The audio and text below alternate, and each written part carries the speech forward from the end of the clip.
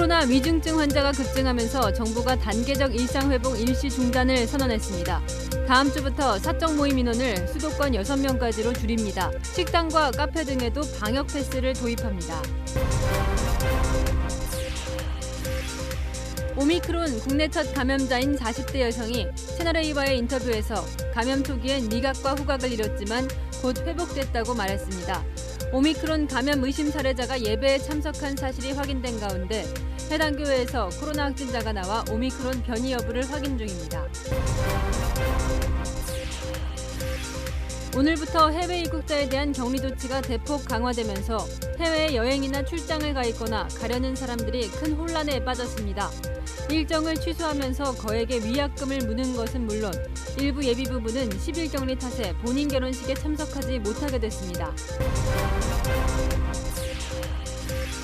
더불어민주당 1호 영입 인재인 조동현 상임선대위원장이 사생활 논란 끝에 영입 사흘 만에 자진 사퇴했습니다. 선대위 운영을 두고 이견을 빚어온 국민의힘 윤석열 후보와 이준석 당대표는 울산에서 회동을 갖고 갈등 봉합에 나섭니다.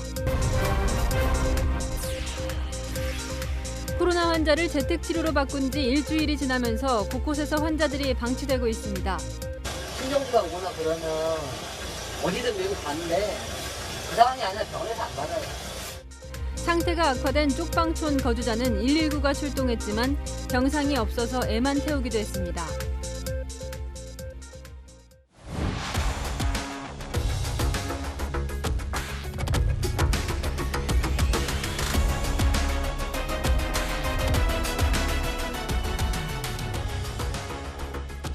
시청자 여러분 안녕하십니까. 뉴스의 동정민입니다. 딱 11월 한 달 돌아왔던 일상이 다시 멈췄습니다. 계획대로라면 12월 중순부터는 일상 회복 2단계로 더 풀려야 하는데요. 오히려 다음 주부터는 이 모임 인원이 수도권은 6명까지로 다시 줄었습니다. 백신을 맞지 않으면 일상생활이 힘들 정도로 백신 패스도 강화가 되는데요. 식당과 카페로 적용 범위를 넓혔고 청소년들은 이 백신 안 맞으면 내년 2월부터는 학원에도 가지 못하게 됩니다. 하루 5,000명도 감당할 수 있다고 자신했던 정부. 결국 이 방법 외에는 안정이 어렵다며 송구스럽다고 고개를 숙였습니다. 서상희 기자입니다. 정부가 단계적 일상 회복의 일시 중단을 선언했습니다.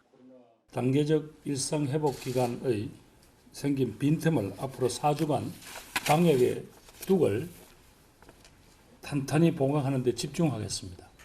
대신 다음 주부터 4주간 사적 모임 인원을 제한합니다. 지금보다 4명 줄여 수도권은 6명, 비수도권은 8명까지만 모일 수 있습니다. 노래방, 실내 체육시설 등 일부 시설에만 도입됐던 방역 패스가 일상 대부분의 시설로 확대됩니다. 식당과 카페는 물론 학원, 영화관, PC방을 이용하려면 백신 접종을 마쳤거나 48시간 이내 PCR 음성 확인서가 있어야 합니다. 다만 식당 카페는 필수 이용시설인 만큼 미접종자 1명은 방역 패스 없이 출입할 수 있습니다. 여럿이 식당 카페를 이용할 땐 미접종자 1명을 제외한 나머지는 방역 패스가 있어야 합니다.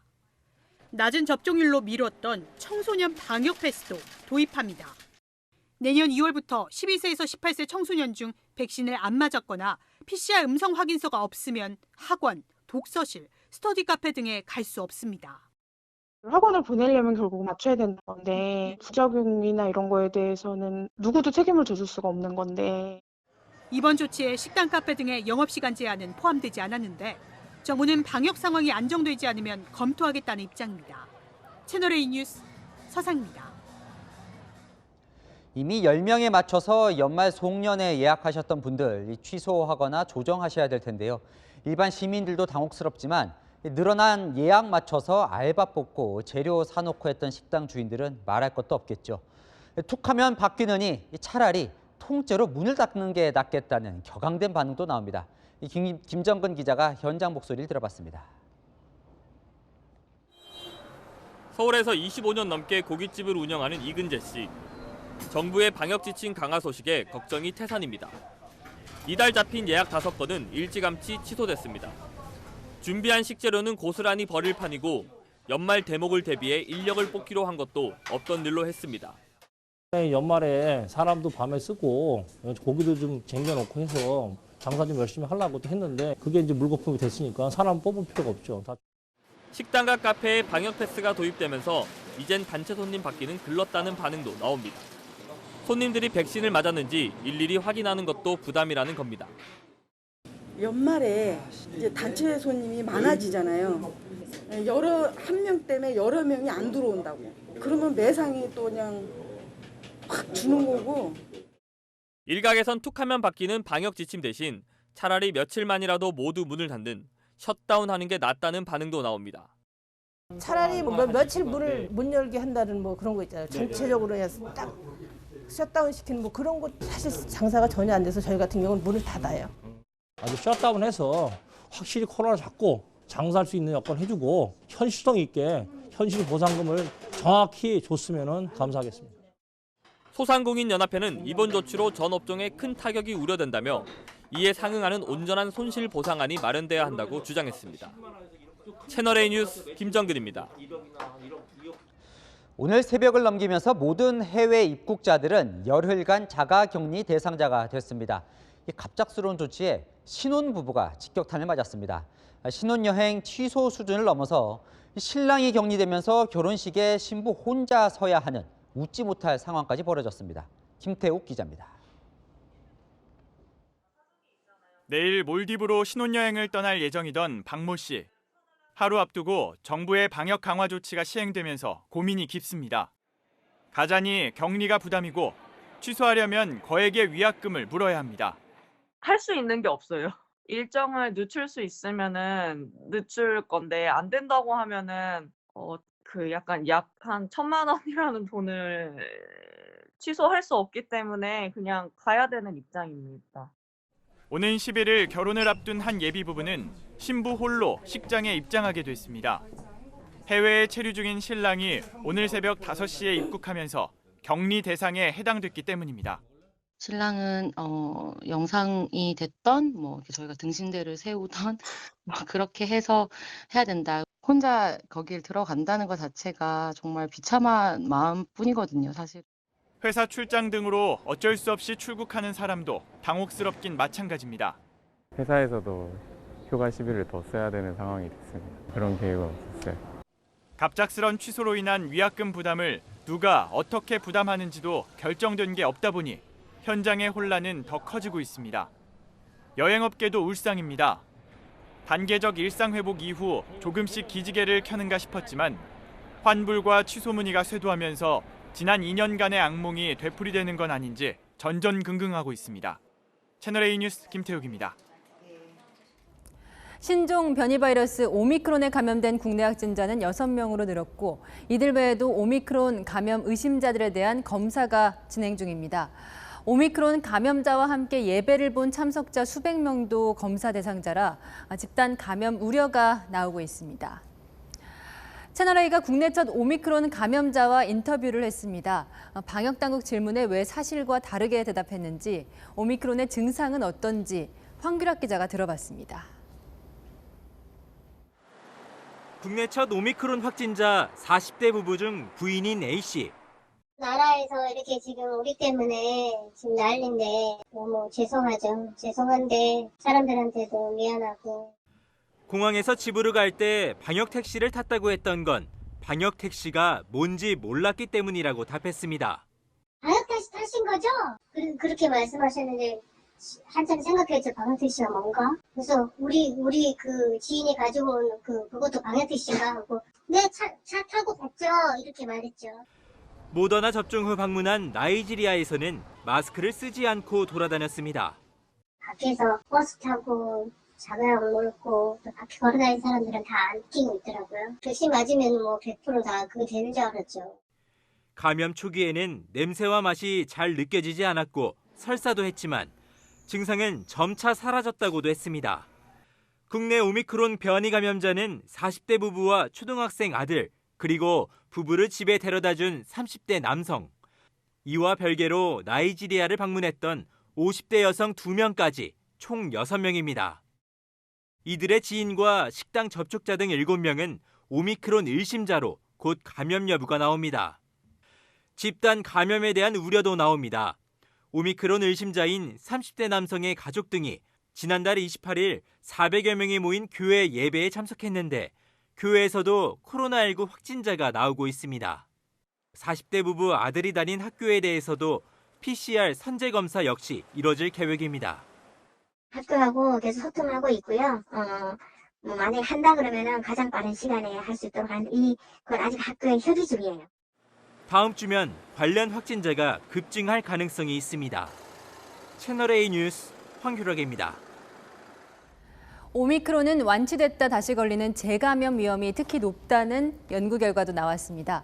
오미크론이 우세종인 남아공에서도 이런 재감염 사례가 속출하고 있습니다. 이어서 박수유 기자가 보도합니다. 신규 확진자가 매일 2배씩 급증하더니 결국 10,000명을 다시 넘어선 남아공. 오미크론 변이는 지난달 분석한 샘플 가운데 4분의 3을 차지할 정도로 우세종이 됐습니다. 접종률은 24%에 그치는 가운데 최근 확진된 279만여 명 중 재감염으로 의심되는 환자는 3만 5천여 명에 달합니다. 남아공에서는 한 차례 이상 감염 뒤 면역이 생성된 완치자의 재감염 사례가 속출한 겁니다. 실제 베타와 델타가 대유행했던 기간과 비교해 오미크론이 확산하기 시작한 지난달 재감염 추정 위험 비율은 3배 정도 높았습니다. We're very concerned about what the reports are from our clinical teams. 27개 회원국 중 14개국에서 오미크론이 확인된 EU에서는 몇 달 안에 감염 절반 이상이 오미크론이 될 것이라는 경고가 나왔습니다. Most important thing you can do under all circumstances is get your booster when you're eligible. So we're doing all the over 40s now. I've just had mine. 미국에선 5만 명 이상 모인 뉴욕의 대규모 행사장을 다녀온 미네소타 주민이 오미크론 확진 판정을 받아 지역 감염 확산에 대한 우려가 커졌습니다. There are 5 cases identified today in the state of New York, but we suspect there'll be more cases emerging, and the best thing that everyone can do is realize we're not defenseless against this variant. 바이든 대통령은 대규모 봉쇄나 입국 금지 대신 부스터샷 접종을 최우선 순위에 놓고 방역 강화에 초점을 두겠다고 밝혔습니다. 채널A 뉴스 박수입니다. 내부 정리하느라 숨가쁜 하루를 보내고 있는 여야 대선 후보 소식으로 이어갑니다. 더불어민주당 조동현 공동상임선대위원장이 결국 자진 사퇴했습니다. 1호 영입 인사가 영입 사흘 만에 도덕성 문제로 낙마하는 악재가 생긴 건데요. 검증 실패라는 내부 비판이 나오지만 당 지도부는 남 탓을 했습니다. 전혜정 기자입니다. 이재명 더불어민주당 대선 후보가 영입한 첫 외부 인사인 조동현 공동선대위원장이 영입 사흘 만에 결국 사퇴했습니다. 민주당은 입장문을 내고 조 위원장이 인격살인적인 공격에서 아이들을 보호하기 위해 사퇴한다는 입장이 확고했다며 이를 수용하기로 했다고 밝혔습니다. 이재명 후보가 모든 책임은 후보인 제가 질 것이라고 SNS에 밝힌 지 1시간 만입니다. 혼외자 문제 등 사생활 논란 속에 가족들의 신상까지 공개되자 어젯밤 조 위원장은 SNS를 통해 제가 짊어지고 갈 테니 가족들은 그만 힘들게 해달라며 사퇴 의사를 표명했습니다. 조 위원장 영입을 주도한 송영길 대표는 오전까지만 해도 사퇴 여지를 남겨놓으며 사생활 의혹을 제기한 보수 유튜버를 언론으로 표현하며 비판했습니다. 지금 무슨 장관이나 국회의원에 출마한 것도 아니고 10년 전에 이미 양자가 합의해서 따로 다 가정을 이루고 있는 사안인데 얼굴 이름까지 이렇게 밝혀서 공격하는 이런 비열한 행위는 언론의 정도를 벗어난 것이라고 생각합니다. 하지만 당내에서조차 부실한 인사검증이었다는 지적이 나왔습니다. 과열된 인재 영입을 하는 과정에서 생긴 인사검증 실수다. 실패다. 민주당은 사생활 의혹을 제기한 유튜브 채널 운영자 강용석 씨 등을 고발 조치했습니다. 국민의힘은 민주당이 사실관계를 명확히 하기보다 법적 대응을 운운하며 국민들을 겁박하기에 급급했다고 비판했습니다. 채널A 뉴스 전혜정입니다. 국민의힘의 시선은 지금 온통 울산에 쏠려 있습니다. 윤석열 후보는 서울에서, 이준석 대표는 제주에서 출발해 울산에 도착을 했고 이 저녁 식사를 함께합니다. 자, 갈등이 봉합이 될지 폭발할지 다음 주 월요일 예정된 선거대책위원회 출범을 앞두고 최대 기로에 섰습니다. 울산 현장에 나가 있는 취재기자 연결합니다. 안보겸 기자, 두 사람의 저녁 식사 시작이 됐습니까? 네, 윤석열 후보와 이준석 대표는 이곳 울산의 한 식당에서 잠시 뒤인 7시 30분부터 만찬 회동을 갖습니다. 선대위 운영을 둘러싼 갈등으로 이 대표가 지역을 돌며 자맹을 이어간 지 나흘 만에 두 사람이 만나는 겁니다. 오늘 오전에는 제주 회동 가능성이 나왔지만 이 대표가 윤 후보 측이 사전 의제 조율을 요구했다며 만남을 거부해 무산됐습니다. 이 대표는 이후 제주에서 울산으로 이동했고 윤 후보가 울산에 가기로 결정하면서 만찬 회동이 성사됐습니다. 울산이 지역구인 김기현 원내대표도 식사 자리에 배석했는데요. 윤 후보가 도착하기에 앞서 김 원내대표와 김도읍 정책위 의장 등이 이 대표를 먼저 만나 대화를 나누며 갈등 봉합을 위한 정지 작업에 나섰습니다. 두 사람이 만났다고 해서 당장 선대위 운영이 정상화될지는 미지수입니다. 이 대표가 언론의 익명으로 인터뷰하며 자신을 비방한 윤석열 후보 측 핵심 관계자, 이른바 윤핵관 인사들에 대한 인사조치 등을 요구하고 있지만 윤 후보는 이 대표의 오해라고 선을 그었기 때문입니다. 저는 그런 얘기를 들은 사실이 없기 때문에 거기에 대해서는 뭐 누가 그런 얘기를 저한테 한 사람도 없고요. 바깥에서 돌아다니는 어떤 소문을 들으신 것 같은데 그렇다면은 그 핵심 관계자 굉장히 큰 책임을 져야 될 겁니다. 왜냐하면 그거야말로 이간 행위가 실제로 있다는 것을 증명하는 것이거든요. 선대위 인선과 운영 방식을 두고 쌓인 양측의 오해를 풀고 이견을 좁히는 게 오늘 회동의 관건이 될 걸로 보입니다. 지금까지 울산에서 채널A 뉴스 안보겸입니다. 지금 이 과정에서 홍준표 의원이 다시 주목받고 있습니다. 어젯밤에 장시간 윤석열 후보와 만났죠. 이준석 대표를 품고 선대위를 바꿔야 한다, 이런 조언을 했다는데요. 내 역할은 여기까지라고 했던 홍 의원, 잘 풀리면 윤석열 선대위에 합류할 가능성도 내비쳤습니다. 정한희 기자 보도 보시고 이 긴박한 여야 상황 아는 기자와 더 자세히 들여다보겠습니다. 당내 경선이 끝난 지 27일 만인 어제 윤석열 국민의힘 후보와 비공개 만찬 회동을 한 홍준표 의원이 몇 가지 조건이 해결되면 윤 후보를 도울 수 있다는 여지를 남겼습니다. 비리 대선이라며 선대위 역할에 거리를 둔 기존 입장이 달라진 겁니다. 이번 경선에서 마지막까지 치열하게 국민적 관심을 끌어주었다는 역할이 제 역할이었습니다. 홍 의원은 도와달라는 윤 후보 요청에 일단 이준석 대표와의 관계부터 풀고 오라고 말한 것으로 전해졌습니다. 홍 의원 캠프 선대위원장이었던 조경태 의원은 자신이 국민의힘 공동선대위원장을 맡은 것이 의미하는 바가 크다며 홍 의원 합류 가능성을 내비쳤습니다. 홍 의원도 자신이 만든 청년의 꿈 홈페이지에 선대위 합류를 묻는 글이 올라오자 선결 문제가 있다며 가능성을 열어뒀습니다. 이준석 없인 대선 필패, 이수정 공동선대위원장과 윤 후보 측근 정리 등을 조언해달라는 글에는 세 가지는 알아들었을 것이라며 관련 대화가 있었음을 시사했습니다. 그러면서 SNS에 자신이 후보였다면 당은 대표에 맡기고 정무팀과 일정팀으로만 대선을 치렀을 것이라며 슬림화된 선대위 개편 방향을 제시했습니다. 홍 의원 등판의 막판 변수는 김종인 전 비대위원장의 합류 여부입니다. 홍 의원은 오늘 한 언론과의 인터뷰에서 김 전 위원장이 들어오면 내 입장이 편해진다고 전했다며 김 전 위원장이 총괄 선대위원장으로 오면 선대위에 합류하지 않을 거라는 걸 강조했습니다. 채널A 뉴스 정한입니다.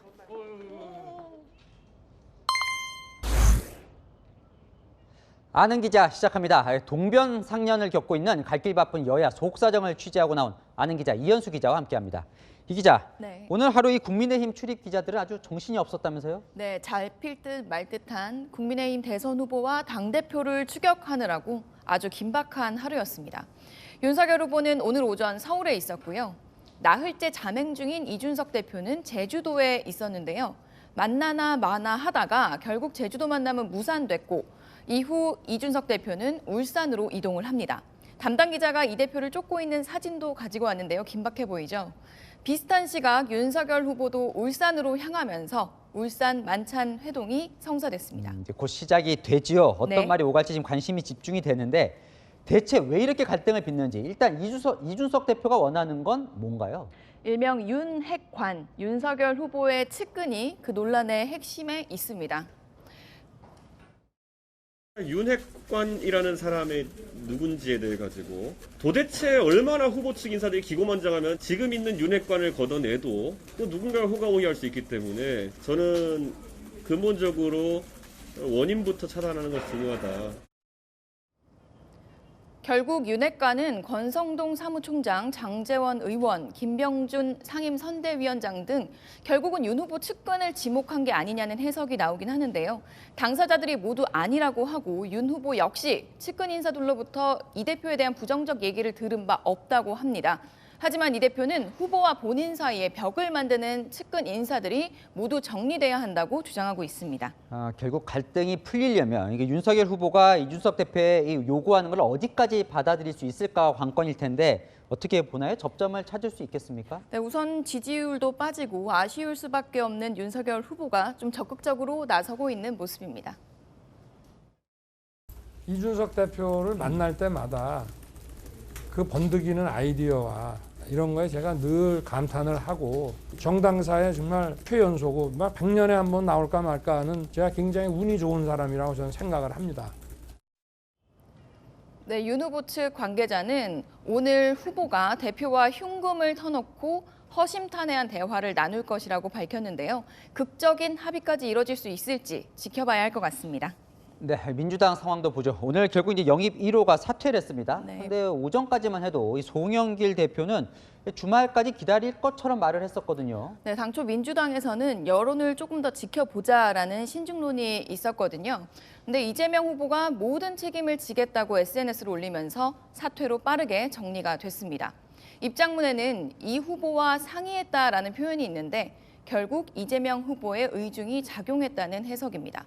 당으로도 추가 제보가 이어질 정도로 여론이 나빠지고 있고 최근 이 후보의 지지율 상승세에 악재가 됐다는 판단을 했다는 건데요. 조동현 위원장의 논란이 또 다름 아닌 이 후보의 약점으로 꼽히는 도덕성 문제란 점에서 공동선대위원장직을 유지하는 내내 논란이 될 수 있기 때문에 빨리 털고 가는 게 낫다고 본 겁니다. 사실 당에서 처음 이 의혹이 불거졌을 때 무작정 이 가짜 뉴스라고 대응한 게 논란을 키운 측면이 있죠. 네, 민주당 내에서도 초기 대응이 좀 부족했다. 그리고 실패한 인재 영입이다. 이런 비판이 나오고 있습니다. 한국 정치가 개발도상국 수준에 머물러 있는지를 보여주는 일이 인재 영입 경쟁이라고 보거든요. 젊은 군인 출신의 항공 우주 전문가, 30대 워킹맘이라는 이 화려한 경력에 집중하느라 기본적인 검증이 부족했던 게 아니냐는 비판이 나옵니다.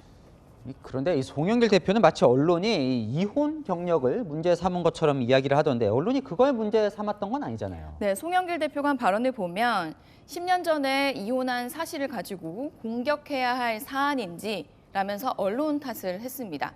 사생활 부분이라 좀 조심스러운 지점인데요. 보수 유튜브 채널을 통해 이혼이 아닌 혼외자 의혹이 불거졌고 민주당이 이를 가짜뉴스다, 사실무근이다 라면서 법적 대응을 예고했는데요. 오히려 이를 뒷받침하는 정황이 공개되고 민주당이 가짜뉴스를 만든 주범으로 공격받는 상황이 됐거든요.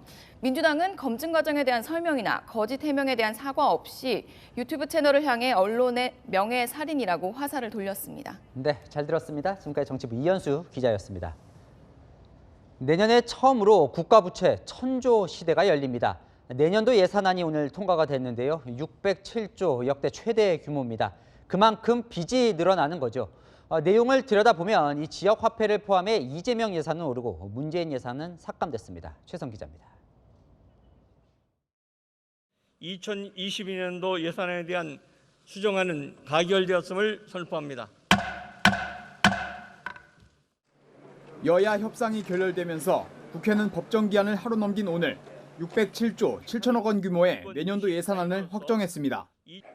본 예산 기준으로 600조를 넘어선 건 이번이 처음입니다. 분기별 소상공인 손실보상 하한액은 기존 10만 원에서 50만 원으로 5배 인상됐고 최저 1% 저금리로 지원되는 소상공인 대출 예산도 7조 원까지 늘어 213만 명이 혜택을 받을 전망입니다. 이재명 민주당 대선 후보가 주장한 지역화폐 발행 규모는 정부 한 6조보다 5배 늘어난 30조 원으로 확대됐습니다. 국민의힘 의원들은 항의 표시로 표결에서 반대나 기권을 택했지만 개별적으로는 지역 예산을 증액시켰다며 홍보에 열을 올리기도 했습니다. 내년 대선을 앞두고 나라 빚은 고려하지 않은 채 여야 모두 각종 사업에 예산 퍼주기에 나섰다는 지적도 나왔습니다. 만약 여기 계신 여러분들이 죽기 전에 반드시 이것을 갚아야 된다고 생각한다면 이런 예산 편성을 하실 수 있겠습니까? 경항모 도입 예산을 국민의힘이 마지막까지 반대했지만 민주당이 단독 처리해 72억 원으로 확정됐습니다. 채널A 뉴스 최선입니다. 이른바 고발 사주 의혹의 핵심 인물 손준성 검사의 구속영장이 또 기각됐습니다. 고위공직자범죄수사처가 석 달째 수사를 해봤죠. 한 차례 체포영장, 두 차례 구속영장이 모두 기각이 되면서 사실상 수사 동력을 잃었는데요. 애초부터 무리한 수사였다, 실력이 없는 거다, 여러 비판이 나옵니다. 이은우 기자입니다. 고위공직자범죄수사처가 청구한 손준성 검사 구속영장을 법원이 오늘 새벽 기각했습니다. 구속 사유와 필요성 증명이 충분하지 않다는 게 이유였습니다. 거듭된 공수처의 무리한 구속영장 청구에 대해 현명한 결정을 내려주신 사법부에 감사드립니다. 법원이 사실상 공수처 수사가 미진하다고 판단한 겁니다. 앞서 법원은 지난 10월 공수처가 송 검사에 대해 청구한 체포영장과 구속영장도 한 차례씩 기각했습니다. 공수처의 영장이 3번이나 법원 문턱을 넘지 못한 겁니다. 공수처는 어제 구속영장 심사에서 지난해 4월 송 검사가 대검 수사정보정책관실 후배 검사들에게 고발장 작성을 지시했다고 주장했습니다. 하지만 실제 고발장 작성자가 누군지는 지목하지 못한 걸로 전해졌습니다. 공수처는 구치소에서 귀가한 송 검사에게 판사 관련 문건 작성 경위를 조사하겠다며 오늘 다시 소환을 통보했습니다. 판사 문건 조사 후 송 검사에 대한 구속영장을 다시 청구할 가능성이 남아있지만 이미 수차례 영장이 기각된 상황에서 쉽지 않을 거란 전망이 나옵니다. 법원은 공수처의 김웅 국민의힘 의원실 압수수색 영장도 집행 절차에 문제가 있다며 취소를 결정했습니다. 공수처가 윤석열 국민의힘 대선 후보를 피의자 입건까지 했지만 고발 사주 의혹 수사가 동력을 잃고 있다는 분석입니다. 채널A 뉴스 이은우입니다.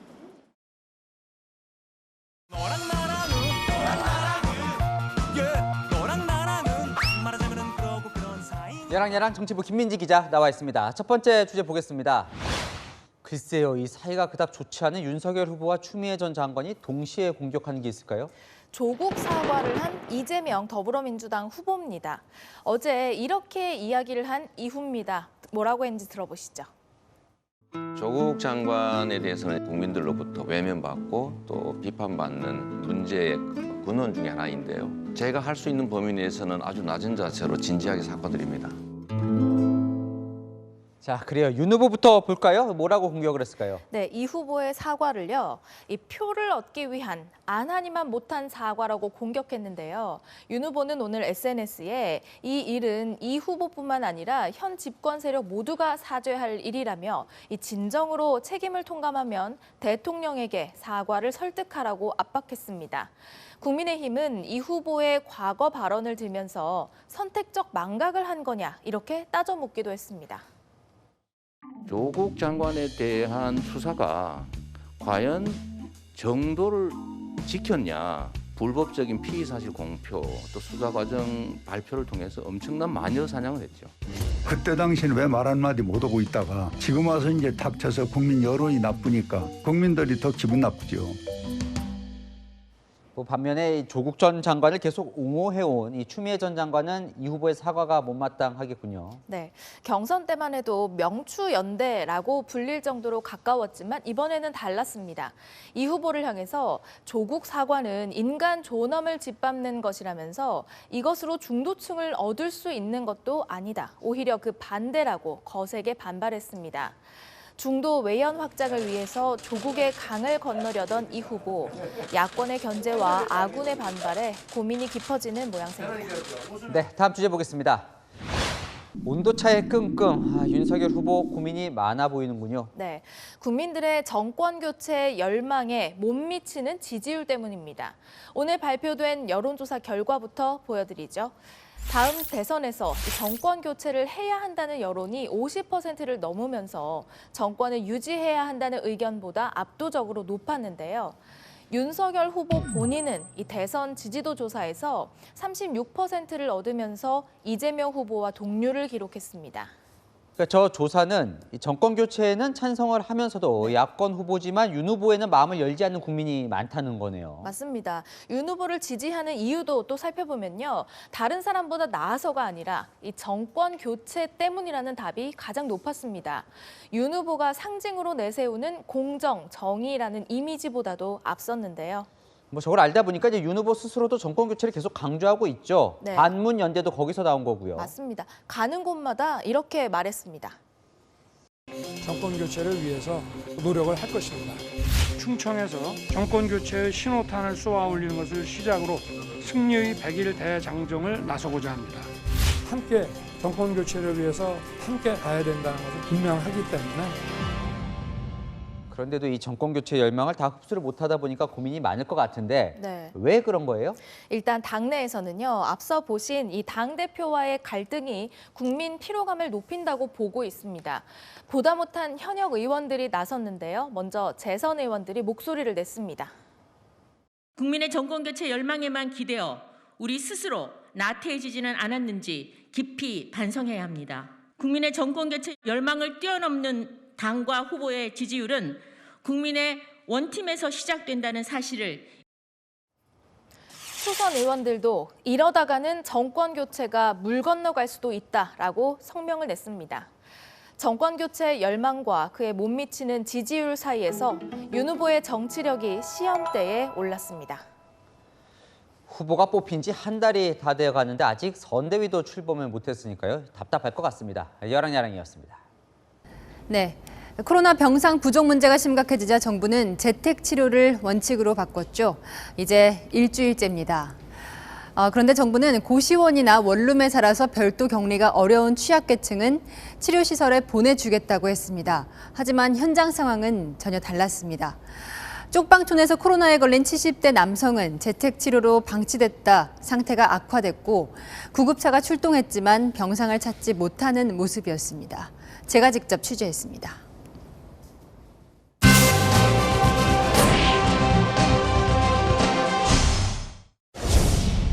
서울의 한 쪽방촌에 119가 출동했습니다. 그러니까 지금 너무 걱정되는 거는 지금 3일 동안 식사를 못 하셔가지고 걱정입니다. 체온이 너무 낮아요. 체온도 낮고 거동도 안 되고 대화도 잘 안 되고요. 11월 29일에 탑골공원 선별진료소에서 검사가 받았고 30일날 양성 검사를 받으셨어요. 76세 이 남성은 확진 판정 직후 쪽방에서 쫓겨났습니다. 그 이후 사흘 동안 지인의 사무실에 거주하다 상태가 악화돼 119가 출동했습니다. 일단 와가지고 저분이 위급한 거 아닌가 지금 확인하러 왔어요. 친정부가 오거나 그러면 어디든 밀고 가는데 그 상황이 아니라 병원에서 안 받아요. 119가 왔지만 입원할 병상이 없어서 애만 태우는 상황. 중환자들 병원 못 가서 돌아가신다고 그렇게 상황이 있어요. 70세 이상이신 분들은 보살필 분이 없는 분들은 입원 치료하는 게 원칙이라고 했는데 근데 이송이 안 되는 거네요? 네네. 지금 좀 어려움이 있는 것 같아요. 지금 119가 2번 오신 거거든요. 서울 도심의 고시원에서도 확진자가 나왔지만 일주일째 방치 상태입니다. 확진자가 한 명이 나왔다는 거예요. 그때부터 저도 겁나서 최소한으로 거기를 방문해서 쓰레기만 치우고 잽싸게 나와서 도망다니고 있는 그런 형국이거든요. 지금 확진되신 분도 좀 화장실을 가거나 식사를 하시려면 공동차를 쓰셔야 되는 거죠. 당연하죠. PCR 검사 결과지가 안 나왔지만 아마 다른 분이 걸렸을 가능성도 있어요. 보건소에 확진자 격리를 요구했지만 미뤄지고 있습니다.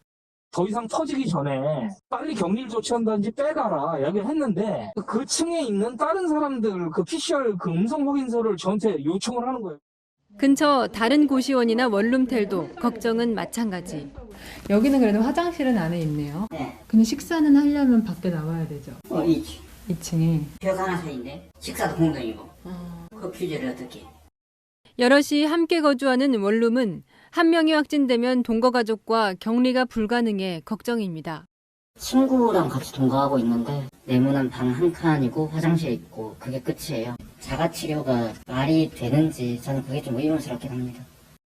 방역당국의 말과 달리 주거 취약계층은 치료시설이 아닌 각자의 거주지에 사실상 방치돼 있습니다. 빨리 선별해내고 빨리 이송하고 격리된 그 안전 그 주거 시설에 그분들이 안전하게 생활하시다가 회복되면 나오실 수 있는 그런 여건들이 좀 필요하다라고 생각이 들어요. 여인선이 간다였습니다. 이렇게 국민들은 병상이 없어 위독한 상황에도 발만 동동 구르며 집에 머무는 상황인데 홍남기 부총리의 아들이 서울대병원에 특혜 입원했다는 논란이 제기됐습니다. 서울대 병원장의 도움을 받은 것 아니냐는 의혹도 나왔습니다. 남영주 기자입니다. 홍남기 경제부총리 아들이 다리 통증과 고열로 서울대병원 응급실을 찾은 건 지난달 24일. 진료를 마친 병원 측은 병실이 없다며 다른 병원에 가라고 했습니다. 그런데 몇 시간 뒤 홍 부총리 아들 측에 다시 오라고 연락했고 당일 바로 입원시켰습니다. 코로나19 환자용 병실을 차지한 것 아니냐는 의혹이 일자 기획재정부 측은 해당 특실은 코로나 환자 입원과는 전혀 관련 없다고 설명했습니다. 비어있는 하루 70만 원짜리 특실을 쓰겠냐고 병원 측이 물어와 받아들였다는 겁니다. 병원 측도 통상 빈 특실은 의사 판단 아래 누구나 입원 가능하다는 입장. 하지만 입원 당일 홍 부총리 아들 측이 김현수 서울대 병원장과 통화한 사실이 드러나면서 논란은 계속되고 있습니다. 증상 걱정이 커서 평소 친한 김 병원장에게 물어봤다는 게 기재부 해명이지만 감염내과 환자가 신장내과 의사인 김 병원장에게 왜 문의를 했는지, 통화 시점이 언젠지 등은 명확히 밝히지 않았습니다.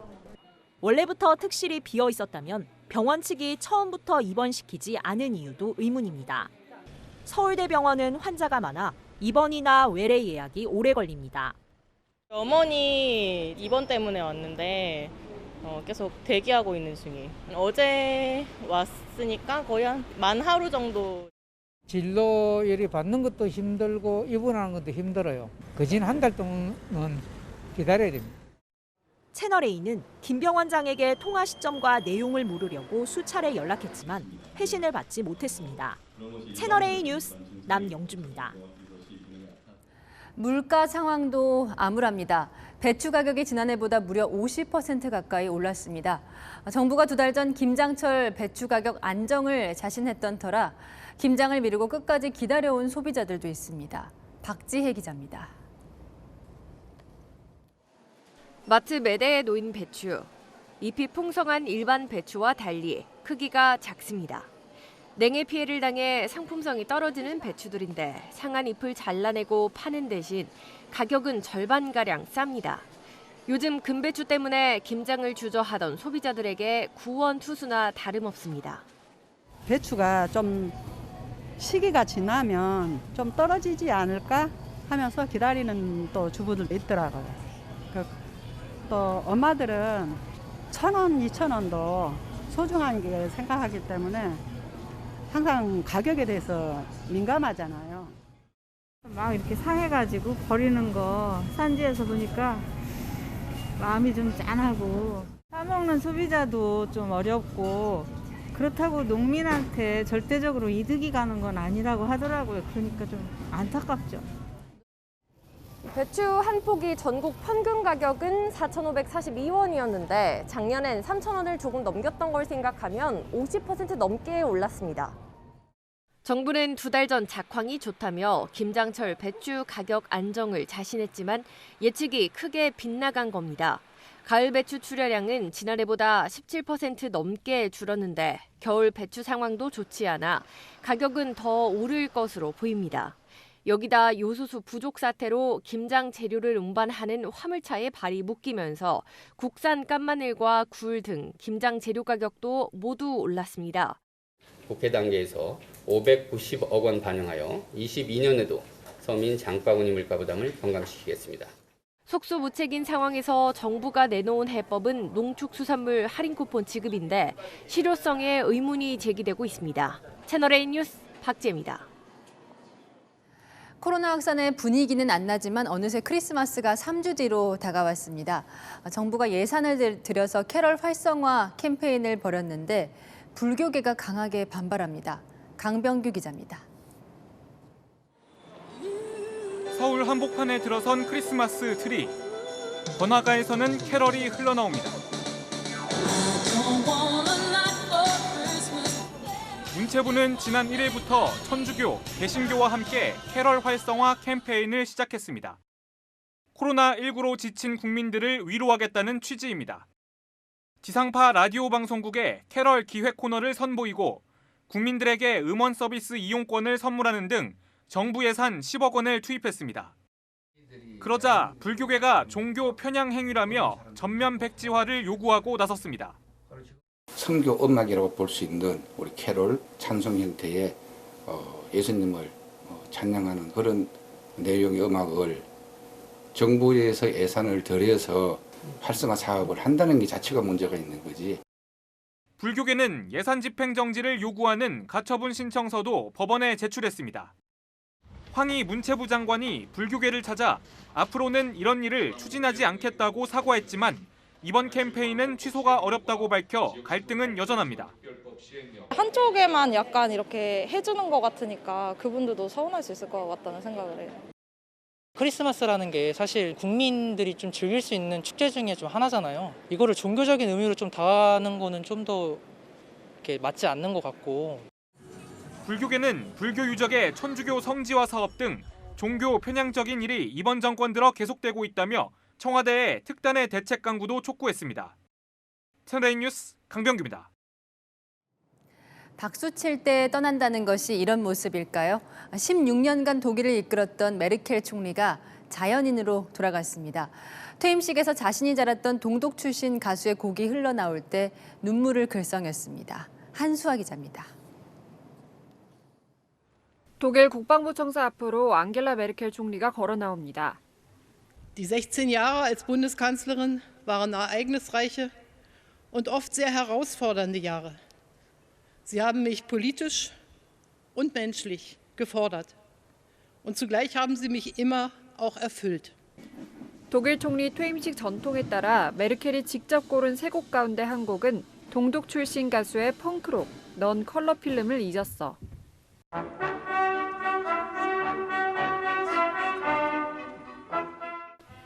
스무 살이었던 메르켈이 통일 전 동독에서 물리학을 공부하던 1974년에 발표된 곡입니다.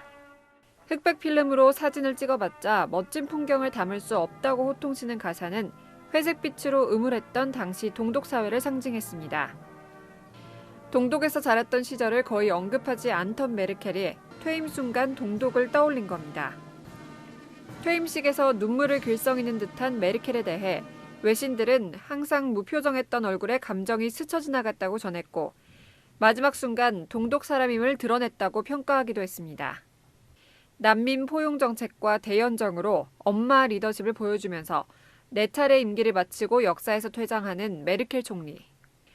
백신 접종 의무화와 미접종자에 대한 봉쇄 조치 등을 마지막 공식 일정으로 발표한 뒤 후임자 올라프 숄츠에게 총리직을 넘겼습니다.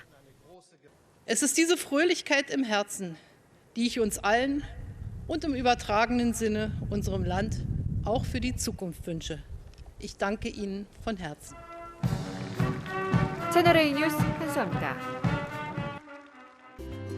오늘 아침 가볍게 입으신 분들 저녁에 후회하셨을 겁니다. 아침엔 좀 덜 춥나 했는데 낮부턴 찬바람이 쌩쌩 불었죠.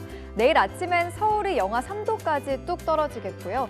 주말과 휴일 아침 내내 영하권 추위가 기승을 부리겠습니다.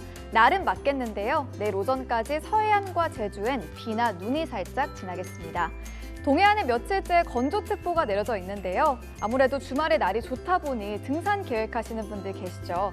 산행 나서실 때 불이 나기 쉬운 통제 지역은 출입하지 말아야 하고요. 라이터나 성냥 등 인화물질은 가져가시면 안 됩니다. 또 산에서 취사나 야영은 피해 주시기 바랍니다. 내일 아침 서울은 영하 3도, 대전은 영하 2도로 춥겠는데요. 한낮에 서울은 6도, 대구는 10도로 오늘보단 높겠습니다. 일요일 낮부터는 기온이 차츰 오르겠고요. 다음 주 아침엔 영상권을 회복할 전망입니다. 날씨였습니다. 수사는 결과로 말한다. 이 말이 맞다면 공수처는 0점입니다. 출범 1년이 다 돼가는데 기소한 사건이 0건이거든요. 수사력을 총동원한 고발사주 의혹도 사실상 빈손입니다.